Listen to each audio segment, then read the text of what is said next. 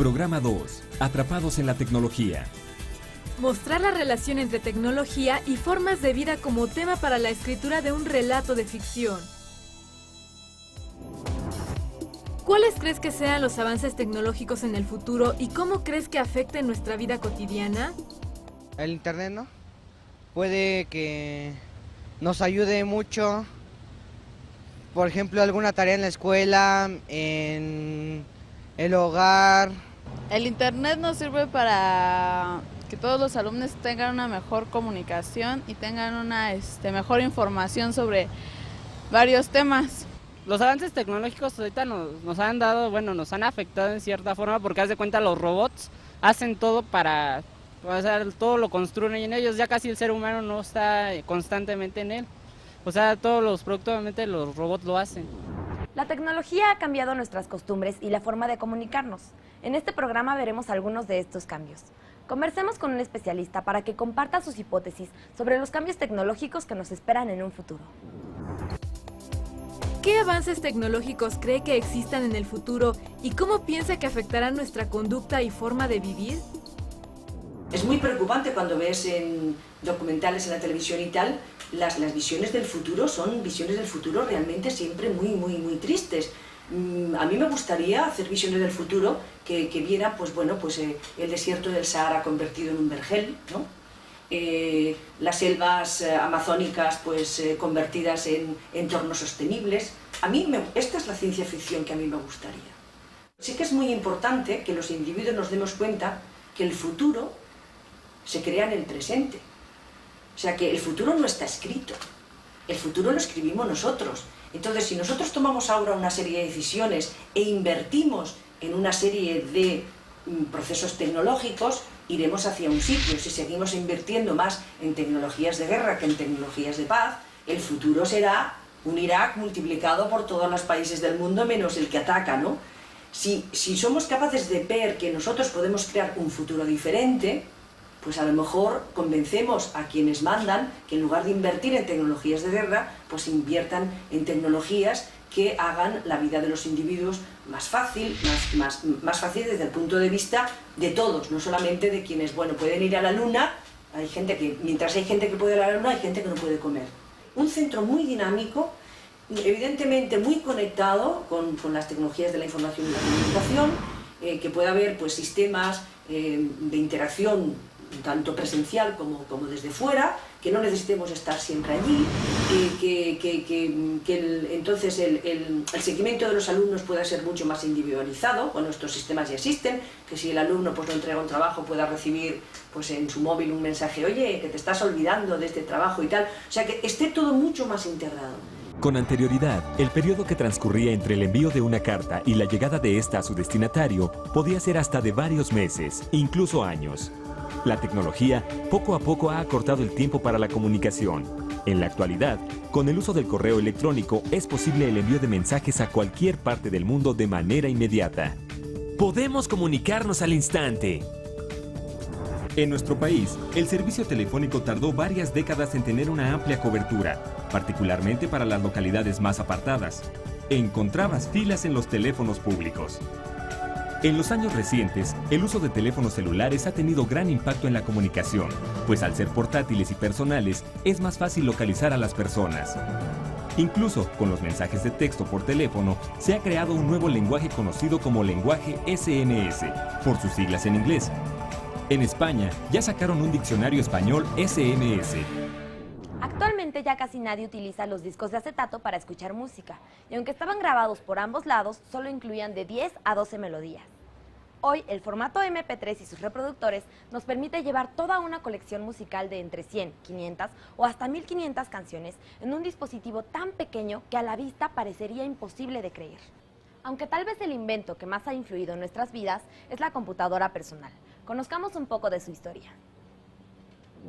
A mediados del siglo XIX, el inventor británico Charles Babbage y la matemática Augusta Ada Byron o Lovelace, su apellido de casada, desarrollaron lo que muchos consideran la primera computadora. La máquina analítica fue pensada para solucionar problemas matemáticos, aunque nunca pudo construirse por limitaciones técnicas. Teóricamente, era del tamaño de una cancha de básquetbol. Funcionaba con vapor, utilizaba tarjetas perforadas y una impresora para obtener los registros. Constaba de una memoria que almacenaba hasta 1000 cifras y un procesador que le permitía realizar las operaciones. Fue hasta 1961 que el ingeniero italiano Pier Giorgio Perotto creó la primera computadora personal o PC por sus siglas en inglés. Perotto trabajaba en una empresa de máquinas de escribir, como director de investigaciones cuando inventó Programa 101. Su máquina fue revolucionaria, pues hasta entonces las computadoras eran enormes, incluso ocupaban edificios y solo podían ser utilizadas por equipo de especialistas capacitados. Programa 101 hizo posible pensar en acercar la tecnología a las personas y permitir que mediante instrucciones sencillas pudieran realizar operaciones matemáticas avanzadas como por ejemplo el cálculo de los gastos mensuales de una empresa. Además, contaba con una tarjeta magnética que permitía almacenar los datos. Las necesidades humanas han impulsado el desarrollo de la tecnología y esta, a su vez, ha generado nuevas necesidades en la sociedad. Por ejemplo, muchas personas ya no podrían realizar sus actividades cotidianas sin el uso de la Internet. Durante los años 60, una agencia de investigación perteneciente al Departamento de Defensa de los Estados Unidos de América necesitaba un medio de comunicación eficiente que permitiera a investigadores de todo el mundo compartir sus trabajos y evitar la duplicidad de información. Uno de los miembros de esta agencia, Robert Taylor, desarrolló ARPANET, un sistema que permitió conectar a los usuarios de varias computadoras. Así surgió lo inimaginable, la posibilidad de comparar y compartir trabajos e información alrededor del mundo en segundos.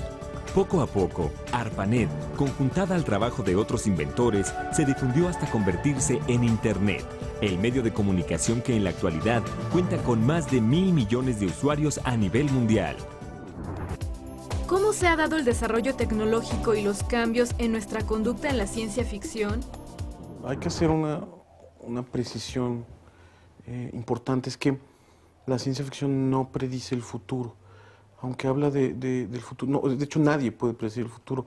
Lo que hace es observar el entorno del presente y hacer una perspectiva y crear escenarios de cómo podría, en las situaciones actuales, cómo podrían seguirse desarrollando en N tiempo hacia el futuro. Entonces, por eso y en ese sentido es que dentro de este género, en más de una ocasión, los autores y fundamentalmente los narradores de cuentistas y novelistas han podido prever el impacto, la creación y el impacto de distintos desarrollos tecnológicos, pero hay que ser muy claros en que no son profetas ni pitonisas, ¿no? El ejemplo clásico de Julio Verne es que se habla, ¿no? de que habló del submarino y no de los aviones propiamente, pero los dirigibles con motores, etcétera. Él sencillamente era un tipo profundamente metódico, muy informado de los avances tecnológicos que había en ese momento, y lo que hizo fue esta perspectiva a futuro de dónde podrían llegar. Entonces, en ese sentido, lo que la ciencia ficción ha hecho es, bueno, observar con mucho cuidado su presente para llevarlo hasta sus últimas consecuencias en esta narración que suele ser como exagerada y no pocas veces estrambótica, que es la ciencia ficción. Pero eso hay que tenerlo mucho en cuenta. O sea, no hay ninguna manera de predecir el futuro, pero la mejor herramienta que tenemos hasta ahora para hacer perspectiva y escenarios ha sido la ciencia ficción y sus historias y su manera de narrar. ¿Podrías darles alguna recomendación a los alumnos para que escriban su relato? En su aquí y en el ahora, de qué manera los afectan todas las tecnologías que nos rodean. De repente, cuando la palabra alta tecnología puede sonar como a cohetes espaciales y a laboratorios biotecnológicos, pero en realidad nuestras vidas las están afectando el teléfono celular, el internet, el email, la televisión por cable, todo este bombardeo informativo. Entonces, todas esas cosas, todas esas innovaciones tecnológicas que ni siquiera tienen que ir muy lejos, que para sus papás, más de una de ellas eran impensables, afectan a nuestras vidas. Entonces, lo que tiene que hacer es observar con mucho cuidado y luego imaginar, si lleváramos eso hasta sus consecuencias más exageradas, qué es lo que sucedería.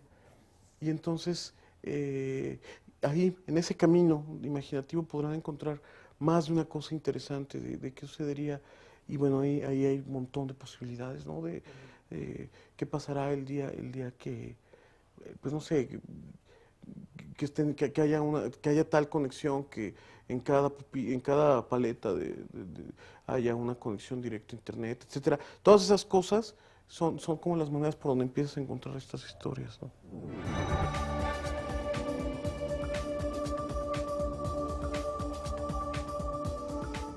Creo que en unos años el trabajo de los maestros será auxiliado por unos robots académicos.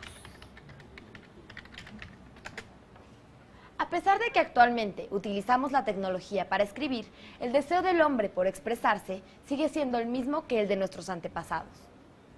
La tecnología no cambiará demasiado la parte humana, aunque escribir en un procesador de texto tiene sus ventajas.